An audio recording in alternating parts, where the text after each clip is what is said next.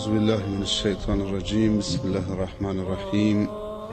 الحمد لله والصلاة والسلام علی رسول الله و علی آله و اصحابه و من والاه.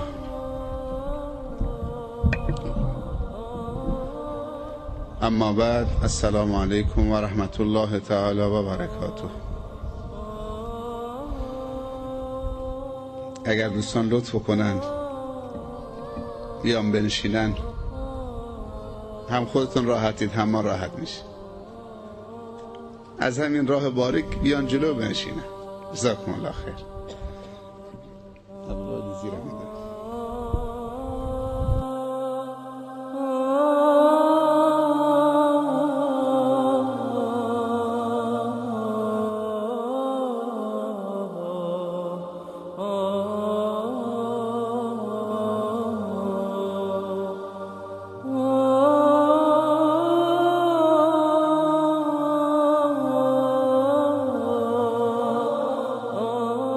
خداوند تبارک و تعالی رو بسیار سپاسگزاریم و تشکر میکنیم، چون صاحب نعمت هست، صاحب فضل هست،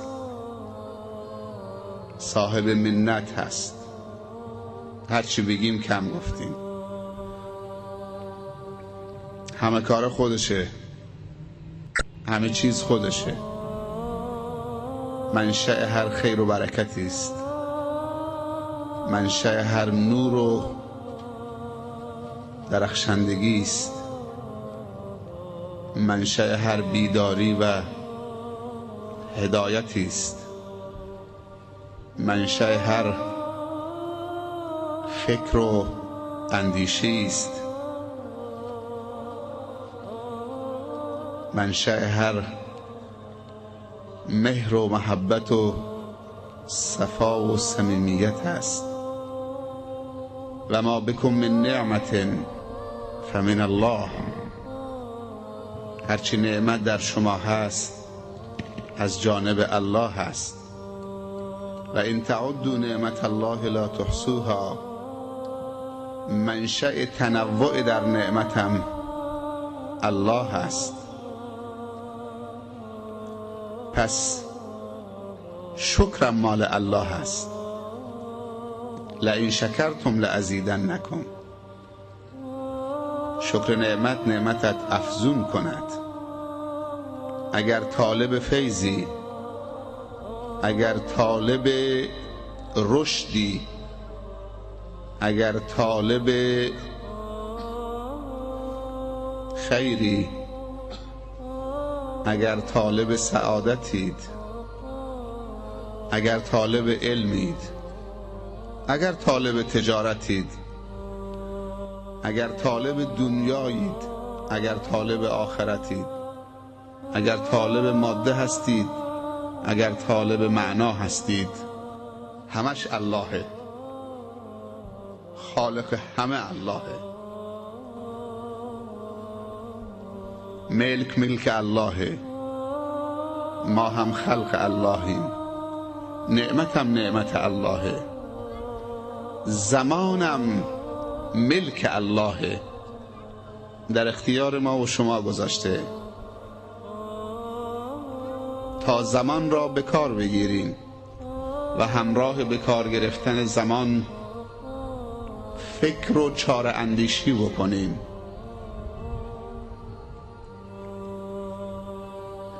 و از امکانات بالقوه‌ای که در اختیار ماست برای رشد و توانمندی خود و هم نوعان خود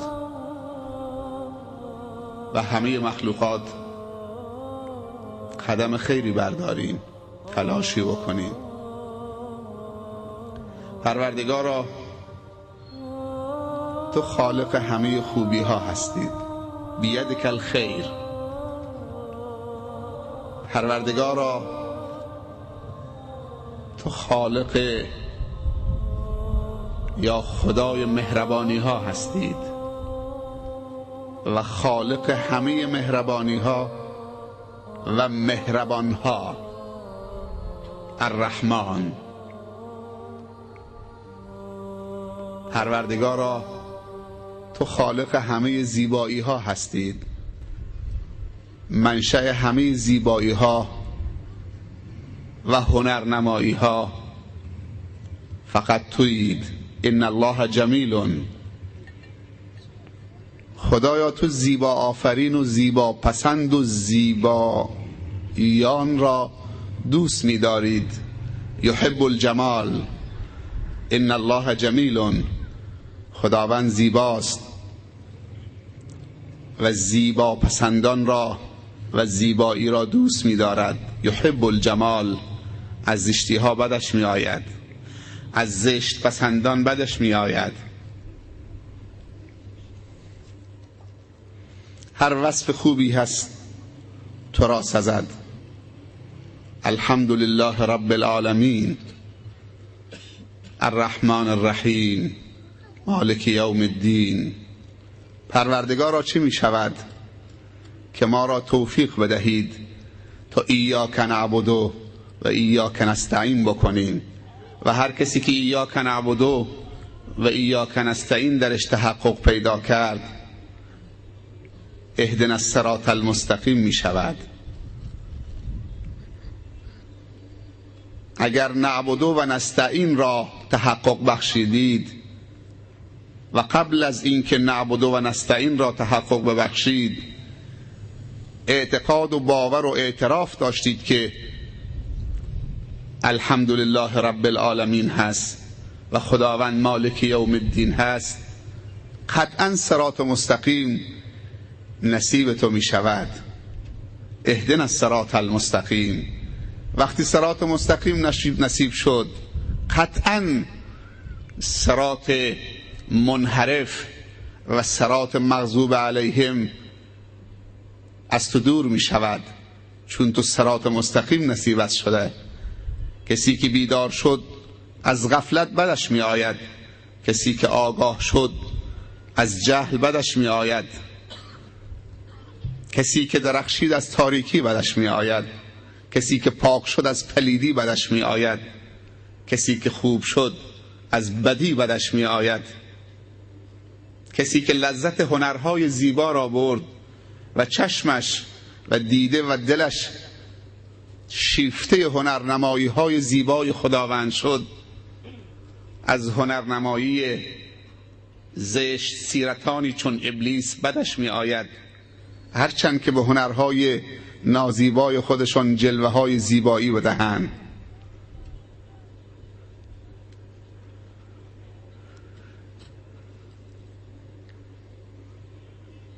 اگر این مراحل را طی کنیم چیزی نمانده است که فقط بگوییم آمین. ولا الضالین جوابش آمین هست.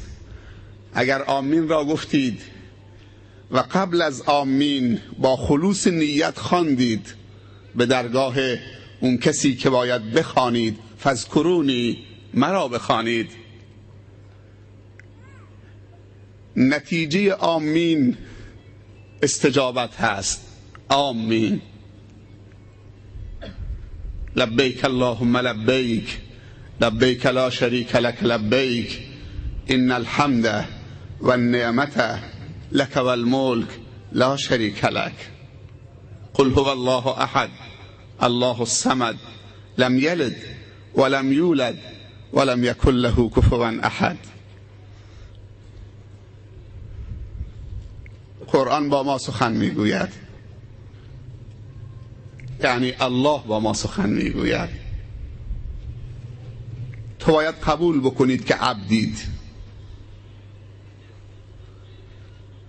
اگر قبول کردی که عبدید قطعا قبول کردی که الله رب است.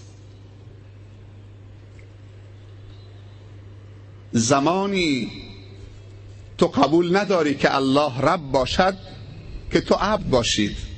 اگر تو عبد نشدید الله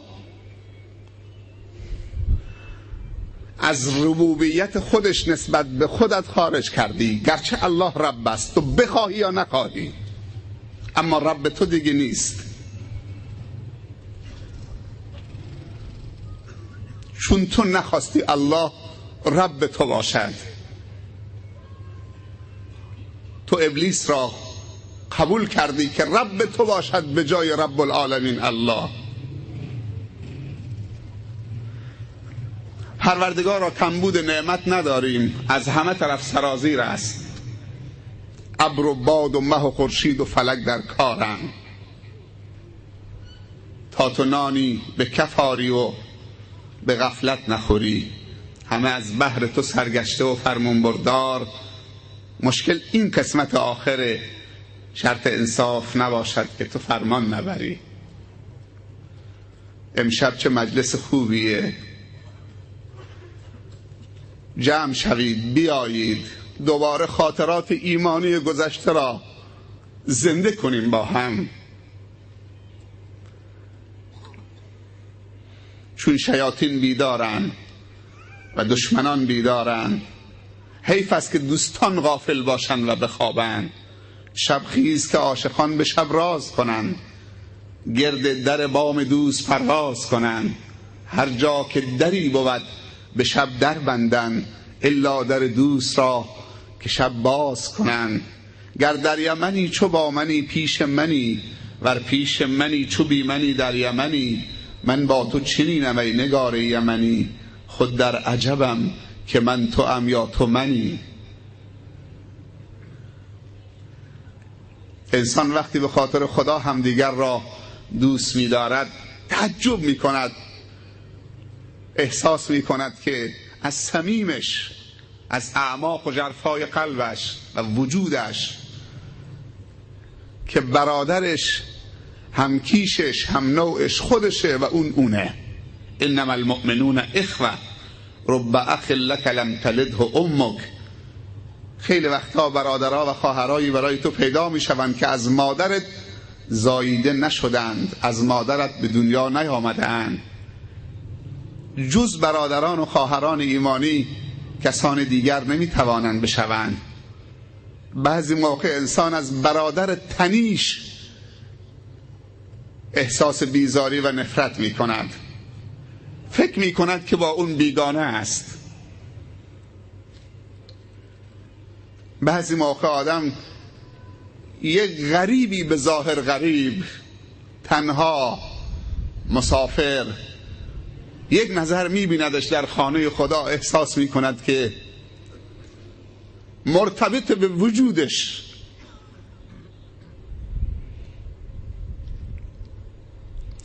حیف نیست چنین مجالسی را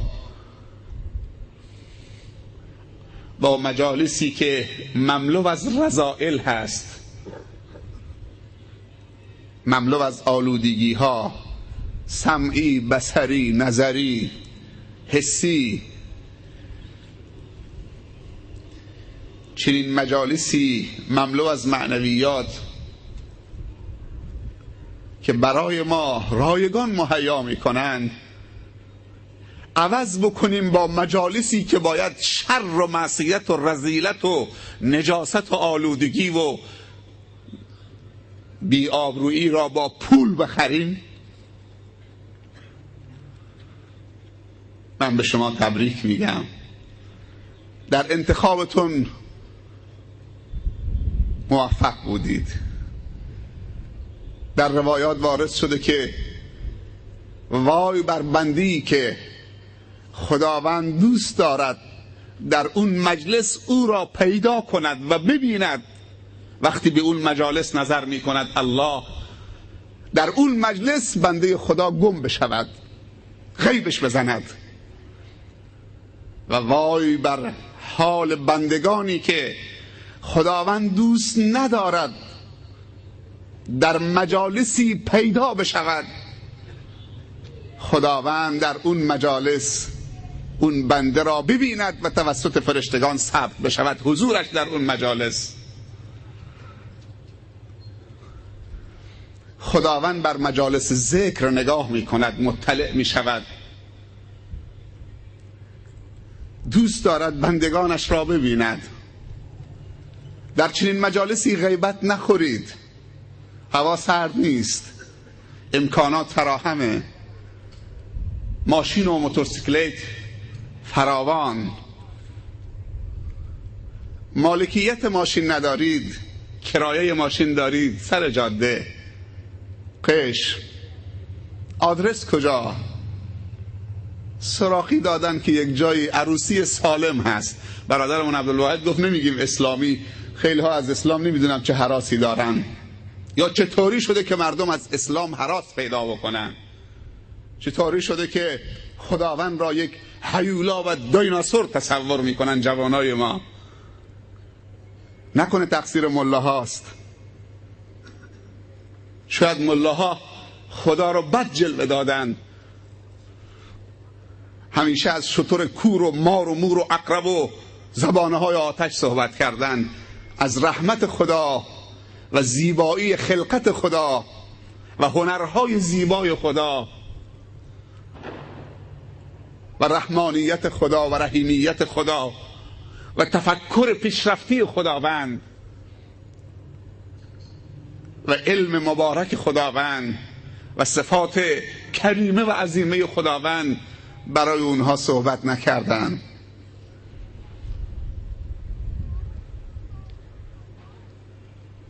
بچه 1 ساله 2 ساله خواب نمیره، به بچهش بگه بخواب وگرنه سگ کور رو میارن، بخواب وگرنه شتر هست، شتره نمیدونم فلان، گرگ، هیولا.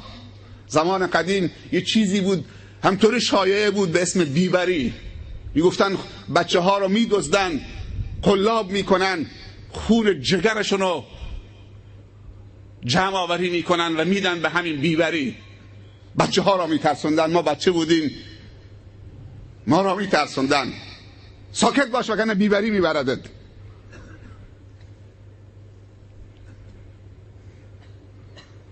چرا نمیذاره جوانای ما با ربشون دوست باشن؟ الله ببوین از خلال نعمتهاش.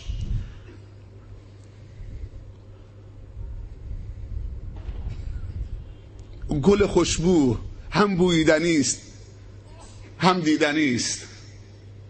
یعنی الله سبحانه و تعالی به اندازه یک گل محمدی که پرپر میشه و مردم سر و کلهشون رو میشکنن که این گل رو ببینن و ببوین، یعنی الله به اندازه یک گلی که پرپر میشه ارزش نداره که به بچه هامون معرفی بکنیم الله گله، گل خوشبو و خوشرنگه.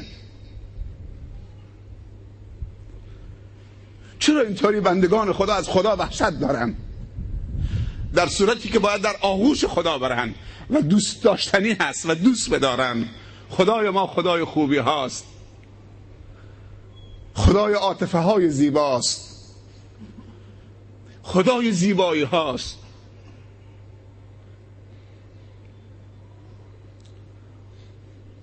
خدایی که با بندگانش در اولین ارتباط میگوید اقرأ بخوان، اقرأ بخوان. از علم است که انسان رشد میکند، از علم است که بیداری حاصل میشود، از علم است که تشخیص و تمییز حاصل میشود، از علم است که توانمندی ایجاد میشود، از علم است که مسئولیت ایجاد میشود. اللهی که ارتباط با بندگانش بر مبنای علم است.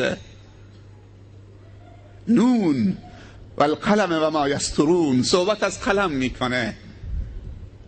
همه دوست دارن بچه هاشون رو مدرسه بفرستن که قلم دست بگیره و بسم الله بنویسد، اما وقت عروسیش که میشه شیشه های شراب رو پخش میکنه.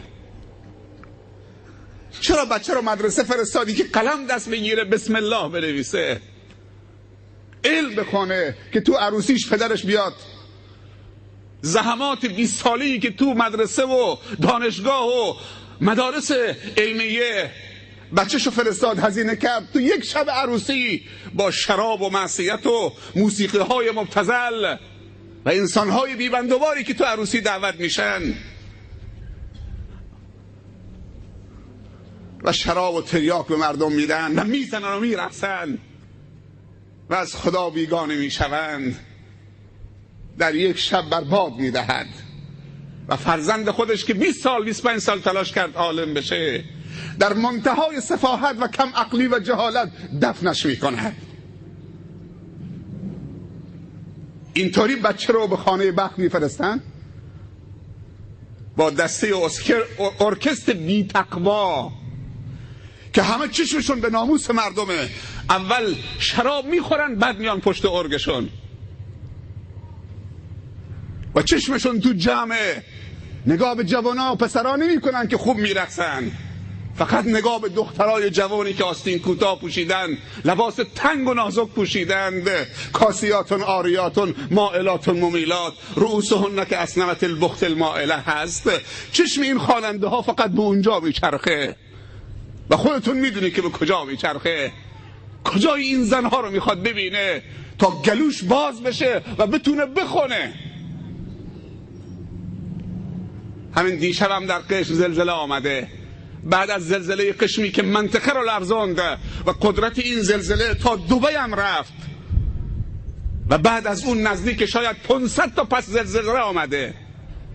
زلزله 100 سال پیش قشم 6 ماه پس زلزله داشته، شما یاد نمیدید.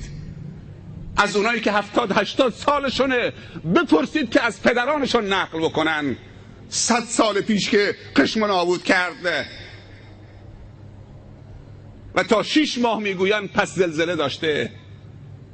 همین دیشب هم در همین قشم زلزله آمده.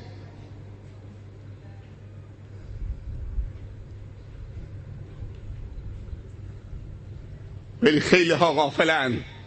4000 خانواده تو خیمه نشستن 4 ماهه. بازم ما پول داریم که شراب بخوریم؟ چطوری از دلمون در میاد که عروسی های غیر اسلامی برگزار بکنیم، عروسی های غیر سالم برگزار بکنیم؟ کشیدنی میخوای بفرما، نوشیدنی میخوای بفرما، کلتو گر کن بعد برو برس با ناموس مردم.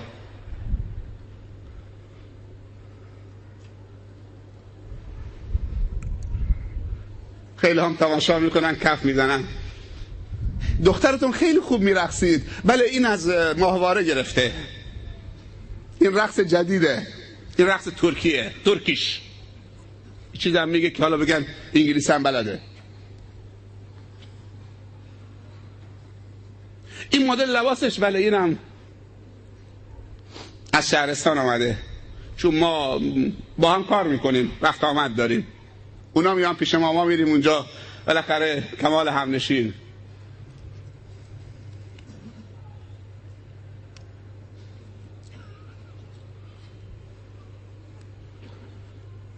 از کی باید تشکر بکنیم؟ تا خوبی که به ما داده، نعمتی که به ما داده برای ما حفظ کنه. وگرنه امروز نعمت در کفته، کافیه که این دست تو الان اینطوری نگه بداری میمونه توش نعمت، اینطوری بکنی میریزه.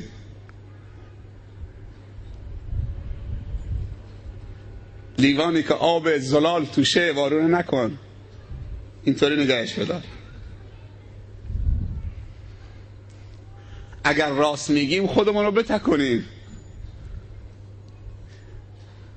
ولی گناه تکونی بکنیم نه ایمان تکونی. بعضی سر عروسی میرقصن.